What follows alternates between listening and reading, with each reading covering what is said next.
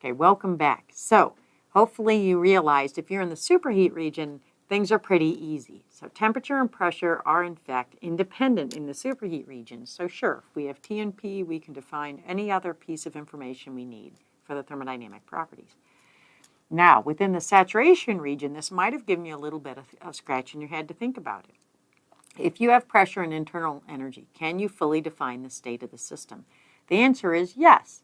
Pressure and internal energy are independent in the saturation region. More specifically, what you would do is you would go to the tables or the online calculator or whatever the reference is, but I'll show you graphically what you would be doing. Is the pressure, so that's going to define our pressure, whatever, let's call this state P1 here. You would go look up for that pressure. Remember, there is a unique internal energy for the saturated liquid, and there's a unique internal energy for the saturated gas. So what you now have is the internal energy, remember, is a function of the quality of the mixture, so 1 minus the quality times UF plus X times UG here. And now you have this information, that's what was given to you, U1, and you have this information from having looked that up at the state, from the tables or from the graph or wherever you got that information, and that would allow you to extract or for you to calculate what the quality is for the mixture. Once you have the quality, you can calculate anything else that you need. So the key here is that you take pressure and internal energy, that gives you quality, and from the quality plus pressure or whatever else you're going to use, you can find anything else, whether it's enthalpy, specific volume, density, et cetera, et cetera. Okay, so that's the process.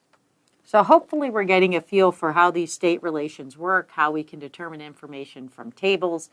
So now what I want to do is introduce two very common simplifications of state relations. The first is the incompressible substance model. This is only appropriate for solids and liquids. And the name says it all. If it's an incompressible substance, I can't compress it anymore. What I'm saying is that the specific volume is a constant, or if you prefer, the density is a constant. Okay, same thing. And that in that case, the internal energy is a function of, that shouldn't be a little t, that should be a capital T. Temperature only. Okay, not time, temperature. Okay, if I have that information, I can now go back and say, hey, the definition of the specific heat, remember the specific heat at constant volume was defined as the partial derivative, the specific internal energy with respect to temperature for a constant volume. But because we now know that the internal energy is only a function of temperature, it's not a function of volume for this approximation, it tells us mathematically that the specific heat at constant volume is now the simple derivative of the internal energy with respect to temperature. Okay, so what does that mean? Well, let's go back and look at CP. CP, the specific heat at constant pressure, remember, was by definition the partial derivative of the enthalpy with respect to temperature at constant pressure. But we also know that the enthalpy is by definition the internal energy plus pressure times volume. So we look at this expression, we say, hey, but this, we know from our model, is only a function of temperature. The internal energy is only a function of temperature. The definition of this partial derivative is with respect to constant pressure. So this mathematically is treated as a constant. And this density, or specific volume, is prescribed as constant in this model. So these are both constant. So hopefully we realize that when we have two constants, and you're trying to take a partial derivative of those constants, that in fact they drop out. And what we have is that the specific heat at constant pressure under these circumstances is identical to the definition for the specific heat. Let me erase one of those. This is, took out too many. The specific heat at constant pressure for the incompressible substance model is equal to the definition of the specific heat at constant volume. Okay, so they're identically equal for this model. So what it's saying to us is that the Cp is equal to Cv, and so we can just drop the subscripts. There is only one specific heat that is necessary for us to describe an incompressible substance. Or, if you prefer, we only need one specific heat to describe liquids and solids. All right, so having said that, we can now come back and look at these definitions and descriptions for the internal energy, and we can say, hey, if I need to know what the change is between the initial state and the final state for the specific internal energy, that's simply the integral from the temperature at state 1 to the temperature at state 2 of the product of the specific heat times the differential step in temperature. If we assume that the specific heat is constant, that the specific heat is not a function of temperature, so if we assume C is not a function of temperature, then we can make the even further simplification that the change in the internal energy is simply given by the product of the change in the temperature of the states and the specific times the specific heat of the mixture. And you can see we went from these kind of abstract concepts of specific heats and partial derivatives to something that looks really easy to use, okay? And you look at this and you say, hey, because of the assumptions of the incompressible substance model, we can take this information, go back to the definition of the enthalpy, and we can say, hey, the change in enthalpy, so recall, again, by definition, the enthalpy is U plus PV, so the change in enthalpy from the initial state to the final state is simply the change in the internal energy from the initial to the final state. And then we have plus P2V2 minus P1 specific volume 1, except, again, one of the fundamental assumptions of the incompressible substance model is that there's only one specific volume. And so I can simplify this into an expression that says this.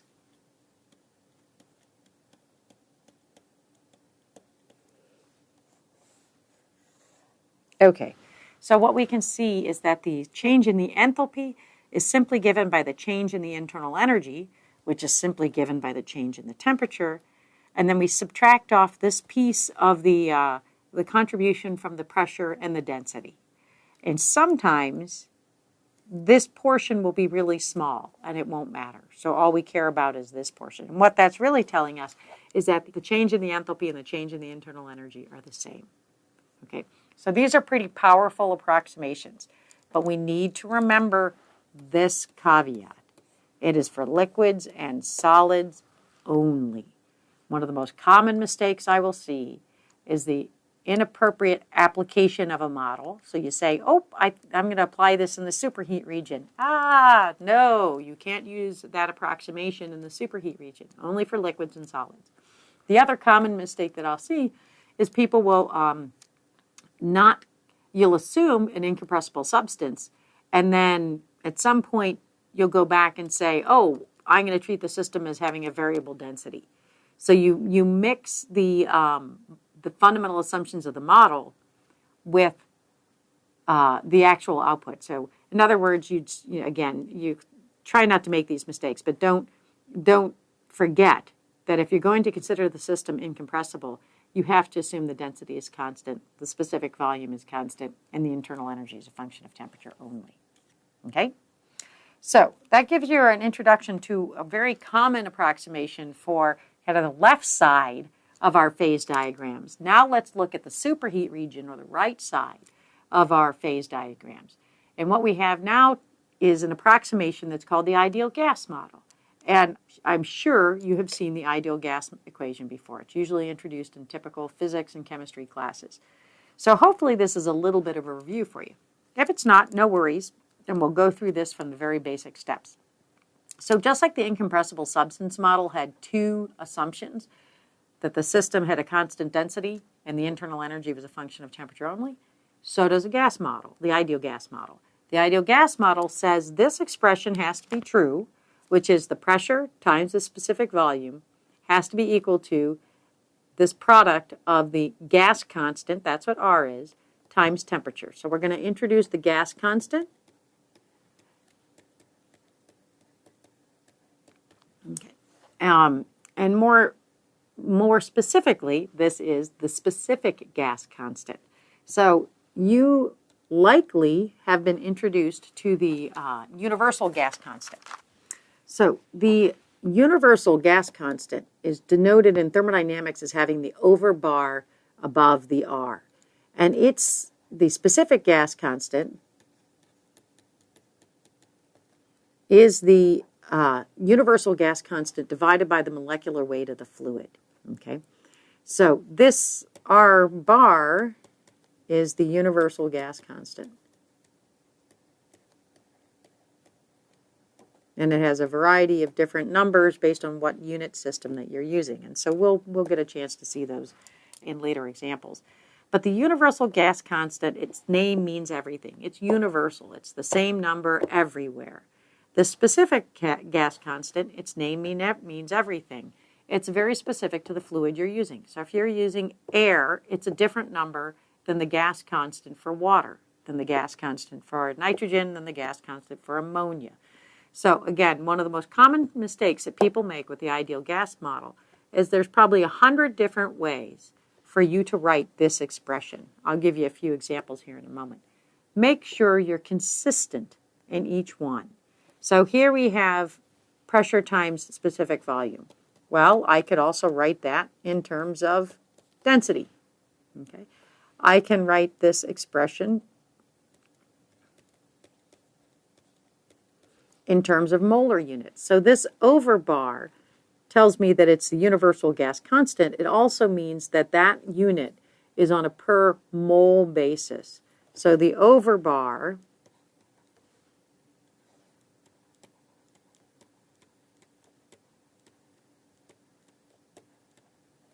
means it's that that unit or that variable is on a per mole basis. Just like the lowercase means per mass basis in thermodynamics, the over bar means on a per mole basis. So I can do this, I can do this. So just make sure that you're using a consistent set of units on all of your expressions. Okay? You've also probably seen where you separate the total volume. Instead of using specific volumes and specific densities, you use the total volume and the mass. And one last representation. Let me do this, write the expression this way, because we're going to sneak in another definition where we have N is equal to the total number of moles in the system. Okay. So again, all these different permutations and combinations of how to write the ideal gas model, make sure you're using the right one, that you have a consistent set of units. Okay, so just like we did before, we can look at these expressions and say, well, if the internal energy is a function of temperature only, then that's going to give me a simplification that I can invoke for specific heats and all that sort of stuff. But before we go there, what we want to understand is the fact that the ideal gas model has, we defined the compressibility factor that allows us to understand how close we are, how good of an approximation it is that we are treating the system as an ideal gas. So it's a check. We have a check in the system. And that's the compressibility factor. So that's this Z. So this is compressibility. Okay. So the compressibility factor, you can see, again, is essentially pick any of those forms of the ideal gas model and normalize it by itself. So what we know is that as Z, the compressibility factor approaches 1, then that means the ideal gas model is valid. As Z decreases and goes and becomes smaller and smaller, so as Z approaches 0, we know that we're having some significant, what they would say officially is that we'd have significant molecular interactions. And so the molecules actually know each other are there. And as a consequence, the ideal gas approximations are no longer valid. So we know as Z approaches 0, we have interaction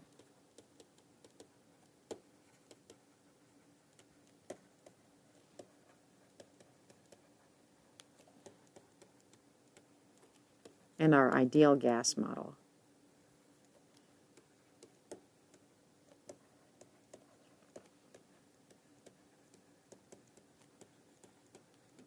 That interaction causes that approximation of the ideal gas relation, and in terms of the functional dependence of the internal energy and things like that to break down. So it's no longer appropriate.